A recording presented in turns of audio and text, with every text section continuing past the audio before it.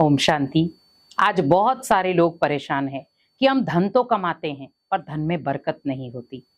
हम चाहते हैं कि हम भी धन इकट्ठा करें पर इकट्ठा होता ही नहीं है। या तो वो बीमारियों में चला जाता है, या कोर्ट कचहरियों में चला जाता है, या व्यर्थ चीजों में चला जाता है। कई बार जीवन में इतना तनाव इकट्ठा हो जाता है कि हम चाहते हैं धन से खुशी लेना पर मिल नहीं पाती। आखिर क्यों? हम बरकत करना चाहते हैं तो भी बरकत नहीं होती। लाख कोशिश करते हैं, धन टिकता नहीं है। उसका कारण क्या है? बहुत सारे कारण हैं जिनकी वजह से कई बार धन में बरकत नहीं होती। अगर हम इन कारणों को जान जाएं तो हम अपने धन की बरकत को भी समझ जाएं कि मेरे घर में धन की बरकत क्यों नहीं हो रही। और अगर आपको अपने घर में धन की बरकत करनी है तो आप ये 5 चीजें जरूर करें। पहली चीज, बिस्तर पर बैठकर भोजन ना करें। सबसे पहला कारण है आपके घर में धन की बरकत ना होने का।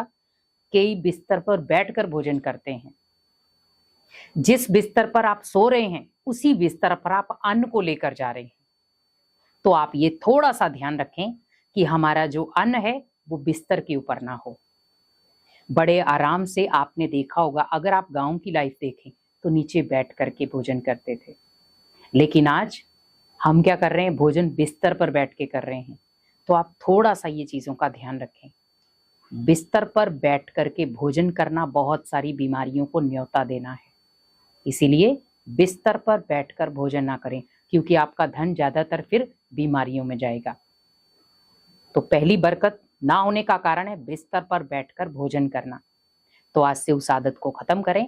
आप जमीन पर बैठें। अगर नहीं बैठ सकते हैं तो आप एक टेबल कुर्सी ले लें जहां पर आराम से बैठकर आप भोजन करें। अगर आपको घर में धन की बरकत करनी है तो आज से बिस्तर पर बैठ करके जो भोजन कर रहे हैं उसको वहीं खत्म कर दें। दूसरा, धन को खुशी के साथ कमाएं। आप थोड़ा भी कमा रहे हैं तो भी उसमें खुशियां जोड़ें, क्योंकि हम आज धन कमा रहे टेंशन के साथ। तो घर में भी क्या लेकर आ रहे हैं? धन के साथ हम टेंशन। तो कभी भी बरकत नहीं होगी उसमें, क्योंकि धन की बरकत होती है खुशी की। जब आप धन को खुशी के साथ कमाते हैं तो भले वो थोड़ा ही धन होता है पर उसमें बरकत शामिल हो जाती, उसमें बरकत होना शुरू हो जाती। पर अगर आप स्ट्रेस के साथ धन कमा रहे हो, वो धन कभी भी आपके घर में बरकत नहीं कर सकता। आप लाख कोशिश भी कर लोगे तो भी बरकत नहीं होगी। तो आप ध्यान रखो, धन थोड़ा भी कमा रहे हो पर खुशी से कमाओ, टेंशन के साथ नहीं। तीसरी चीज, धन के साथ दुआएं जोड़ो। किसी व्यक्ति को, मान लो कई बार क्या हम धन कमाते हैं और बहुत सारे लोगों की बद्दुआएं लेकर बहुत सारे लोगों को दुख देते हैं, और वो दुखी व्यक्ति आपको देता है बद्दुआएं, और आप उस धन को कमा कर ला रहे हो घर में। मुझे वही धन लाना है जिसमें दुआएं शामिल हो, बहुत सारे लोगों की ब्लेसिंग्स शामिल हो। और आज आपने देखा होगा कई बार हम गलत तरीके से धन कमाते हैं, फिर उसको भगवान के अर्थ लगाते हैं। क्यों? ताकि उसमें दुआएं जुड़े। लेकिन आप ऐसा कर ही क्यों रहे हैं? किसी को दुख देकर के धन कमा ही क्यों रहे हैं? गलत तरीके से ही धन क्यों कमा रहे हैं? क्योंकि वो धन फिर किसी गलत तरीके में ही जाता है।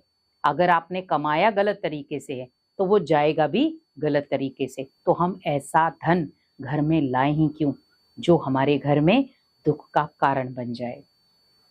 तो वहां पर आप ध्यान रखें, मुझे अपने धन के साथ दुआएं मिक्स करनी है।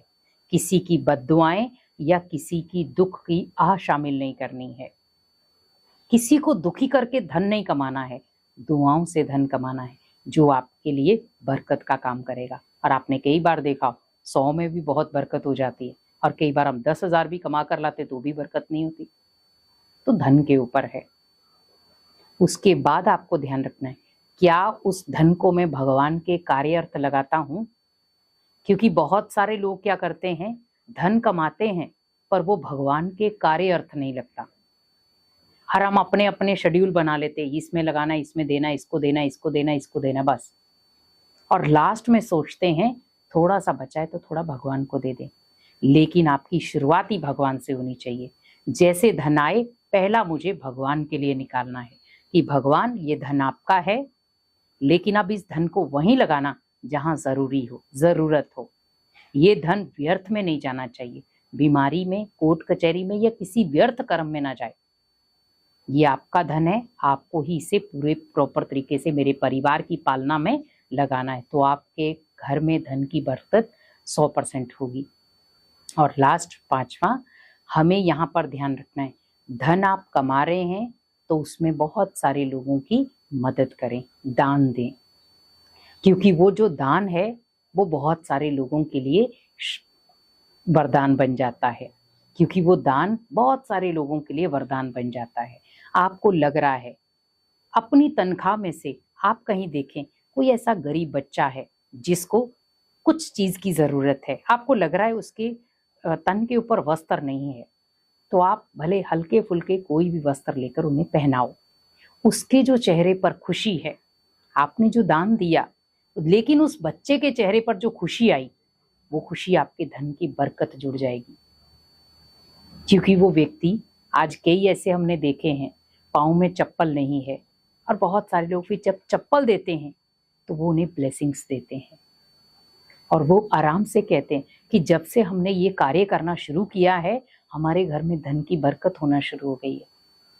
मैं ये नहीं कह रही हूँ आपको धन बांटना है, आपको किसी ऐसे की मदद करनी है जो बेसहारा है, जो होप कर रहा है आपके ऊपर, देख रहा है कि कोई मुझे अपना बनाए और मुझे मदद करे, तो आप उन्हें मदद करें बड़े प्यार से, तो आपके धन में भी बरकत होना शुरू हो जाएगी। बस इन तरीकों को याद रखें, तो ये तरीके आपके घर में धन की बरकत जरूर करेंगे। ओम शांति।